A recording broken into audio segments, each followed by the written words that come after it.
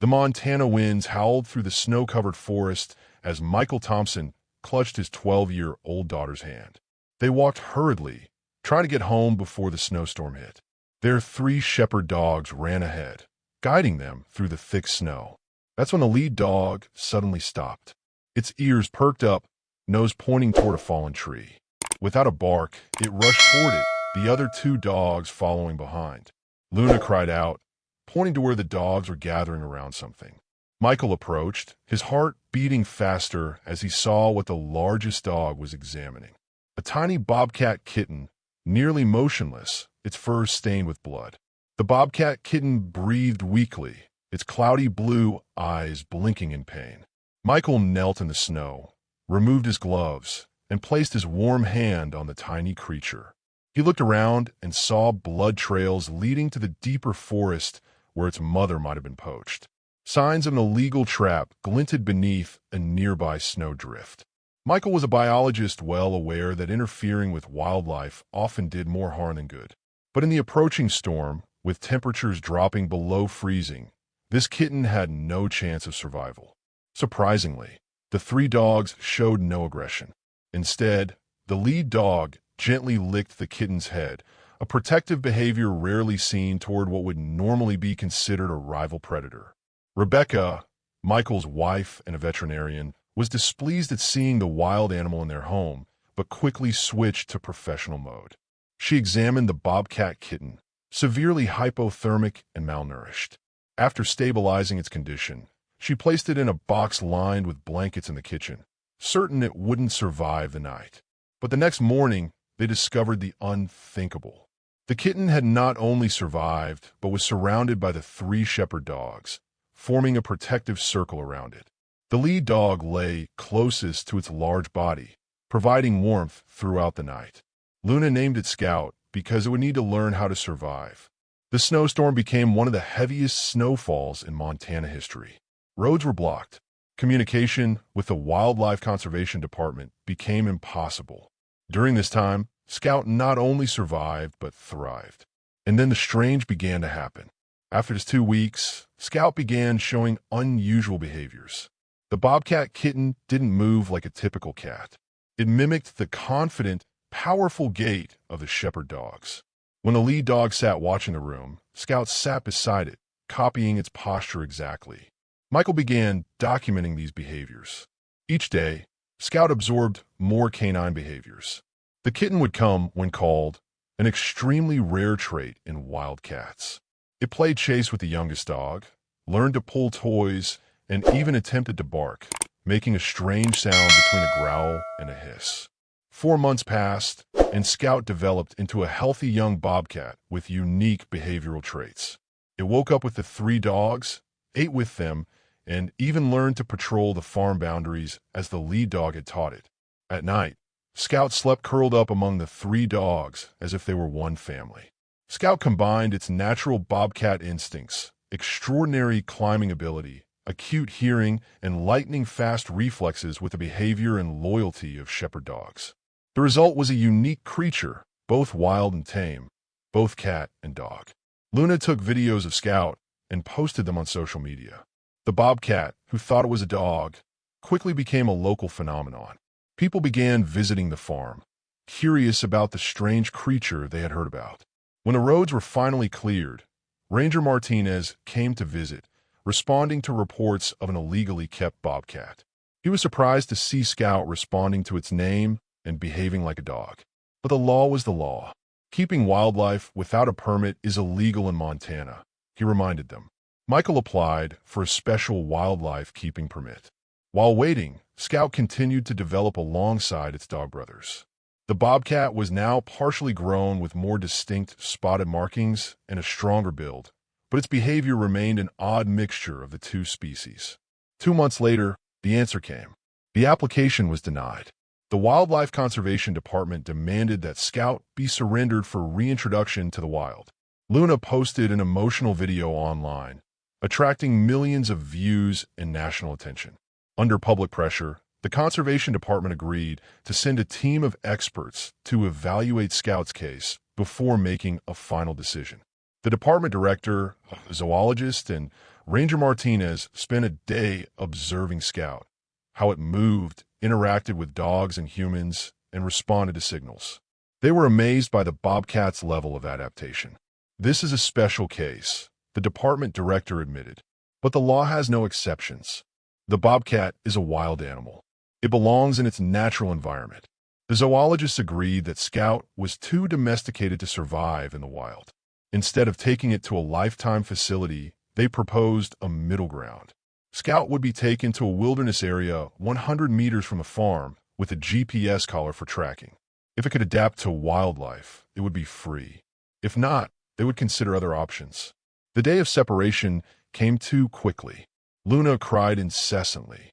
Rebecca prepared a special food bag sufficient for 2 weeks, though she knew Scout needed to learn to hunt.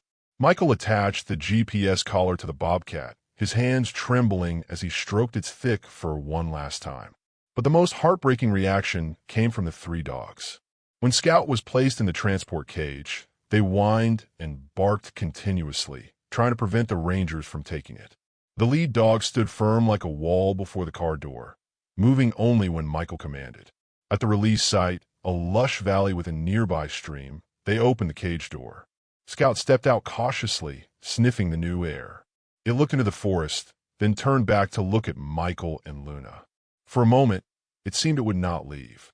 Then a sound in the bushes caught its attention. Wild instinct took over, and Scout dashed toward the sound with the speed and grace of a true predator. In an instant, it disappeared into the forest.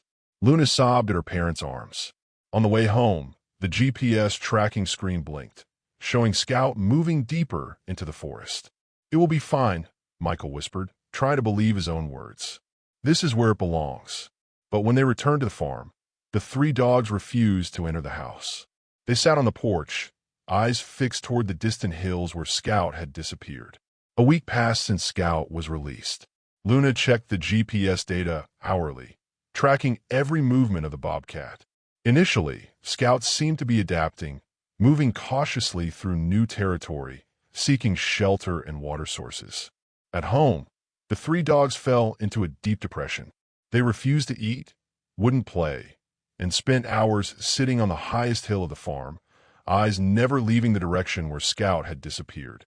Sorry for the interruption. Before we continue with the story, I kindly ask you to like the video and subscribe to this channel. It is very important for us. Thank you very much. On the 10th night, the GPS data showed a strange change. Scout stopped at a high point on a hillside. It stayed there for nearly 24 hours, barely moving.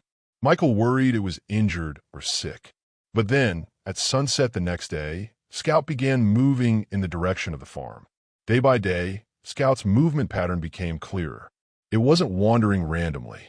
It was moving with purpose homeward. Initially, its journey was slow and interrupted. Many times, it stopped to hunt or rest. But after each stop, it always continued in the same direction. Michael calculated the distance. Scout had covered 30 miles in the first 5 days, faster than the average for wild bobcats moving through new territory. "This can't just be coincidence," he told Rebecca. As they looked at the data together, it's finding its way home. The GPS revealed the challenging journey Scout faced. On the 6th day, it approached a wide river where spring had made the water high and fast-flowing. A normal bobcat would avoid deep water at all costs. But Scout, taught by dogs who weren't afraid of water, found a narrower point and swam across. On day 7, Scout faced a busy highway. The GPS showed it waiting, hiding in bushes near the roadside for nearly 3 hours. Then, in a gap between traffic, it darted across in a flash. Each obstacle Scout overcame, rivers, highways, human settlements, even territories of other bobcats, astonished the Thompson family. The Bible of bobcat behavior states that bobcats don't migrate such distances, especially not in a specific direction over such a long journey. On the 12th night, the worst happened. The GPS signal stopped completely. The last recorded position was an area of large rocks and dense trees, about 40 meters from the farm. Michael and Luna immediately drove to the location. They searched for a full day, calling Scout's name, checking every rock, cave, and thicket. No sign of the bobcat except a broken piece of the GPS collar strap caught on a low branch. Michael imagined what might have happened. Scout got caught, struggled to free itself, and damaged the collar in the process. But would it continue the journey, or was it injured, or worse? The next 3 days were long, painful days of waiting and fragile hope. Luna was so desperate she barely left her room. Rebecca contacted every ranger station and veterinary hospital within a 100-mile radius. Michael kept studying maps, trying to predict Scout's possible route. He calculated that if Scout maintained its speed and direction before the signal was lost, it could reach the farm within 2 to 3 more days, assuming it wasn't injured. Its fur saved it in the cold environment, but it needed food and water, he analyzed. And it had to avoid larger predators, wolves, bears, even humans. The truth was Scout's chances of survival diminished with each passing hour. On the 3rd night since losing the signal, as the family was trying to have dinner in a heavy mood, the 3 dogs suddenly jumped up as if electrocuted. The lead dog ran to the door, barking furiously, the other 2 following, tails wagging in excitement. Michael hurriedly opened the door, his heart pounding. Standing at the edge of the yard in the moonlight was a small, slender figure. Scout, dirty, thinner, and without the GPS collar but alive, was looking straight at the house. Later, when analyzing Scout's journey based on partial GPS data and distance calculations, Michael estimated that Scout had crossed at least 100 miles of varied terrain, 2 major rivers, 1 main highway, a human settlement, several territories of other bobcats, and all within about 16 days when it was just reaching maturity. Experts later tried to explain this behavior from geomagnetic positioning abilities to exceptionally developed terrain memory to unusual migratory instincts. But for the Thompson family, the only explanation needed was love. Scout hadn't returned to a place. It had returned to its family. The moment Scout saw the 3 dogs, its entire demeanor changed. It rushed forward, no longer with the cautious movement of a wild bobcat, but with the excited sprint of a dog reuniting with family. The 3 dogs ran to meet it, and all 4 animals met in a rolling bundle of joyful sounds and wet fur. Luna sobbed, running out and kneeling beside them. Michael and Rebecca followed, unable to believe their eyes. Scout, the wild bobcat, had found its way back over 100 miles of unfamiliar terrain, following a straight line to the only home it had ever known. They brought Scout inside, where Rebecca immediately examined it. The bobcat had lost weight, had a small wound on its front leg, possibly from where the collar had caught on something, and it had struggled to break free, but otherwise it was remarkably healthy after the long journey. Michael called Ranger Martinez, who came over first thing the next morning, unable to believe what he was seeing. "This doesn't happen," he muttered, watching Scout curled up among the 3 dogs as if it had never left. "Bobcats don't do this. They don't move such distances just to return to a specific place. And they certainly don't seek out the company of other species." Luna knelt beside Scout, stroking its fur. "It doesn't think it's a bobcat. It thinks it's part of this family." Martinez looked at Michael and Rebecca. "I need to report this. They'll want to take it away again, probably farther this time." But as Martinez looked into Scout's eyes, wild yellow eyes, but filled with unmistakable attachment, he sighed. "I'll propose another option. No promises, but there's never been a case like this before." 2 weeks later, the director of the Wildlife Conservation Department personally returned to the Thompson farm. She observed Scout in its environment, chasing with the youngest dog, patrolling boundaries with the lead dog, and sleeping curled up beside all 3. "What we are seeing here challenges everything we understand about animal behavior," she admitted. "Scout is no longer an ordinary bobcat, but it's not a pet either." The final decision came a month later. A special, unprecedented type of permit would be issued to the Thompson family. Scout was allowed to stay, provided it would be part of a long-term study on animal behavior and interspecies social bonding. The family had to build a spacious outdoor area for Scout, and the 3 dogs allowed periodic inspections and participated in public education programs. Michael and Rebecca agreed immediately. Luna jumped with joy. A year later, The Thompson farm became a small attraction where groups of students and researchers could observe Scout and its dog brothers. Michael had published a scientific paper on this unique case. Luna, now 14, had decided to become a zoologist, and Scout the bobcat had fully developed with all the wild beauty and power of its species. But as it sat on a high rock in its area, watching over the farm with the same vigilant posture as the lead dog, no one could deny that it had found exactly where it belonged.